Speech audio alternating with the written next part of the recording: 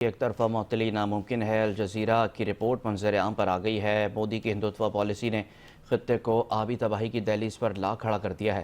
Al Jazeera کی تفصیلی report میں بھارت کی نااہلی اور محدود صلاحیتوں کا انکشاف کیا گیا ہے۔ رپورٹ کے مطابق سنتاس معاہدے کی ایک طرفہ معطلی ناممکن، معاہدہ ختم یا تبدیل کرنے کے لیے دونوں ممالک کی رضامندی ضروری ہے۔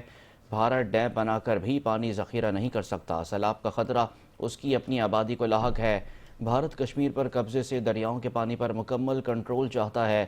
بھارت پانی کے مسئلے کو دوبارہ سیاست کا حصہ بنا رہا ہے۔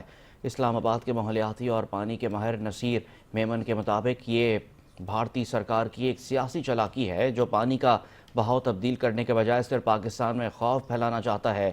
کنگز کالج لنڈن کے جغرافیہ کے سینئر لیکچرار ماجد اختر کہتے ہیں کہ بھارت کا معاہدہ معطل کرنا پاکستان کو فوری نہیں، علامتی نقصان پہنچانے کی کوشش ہے۔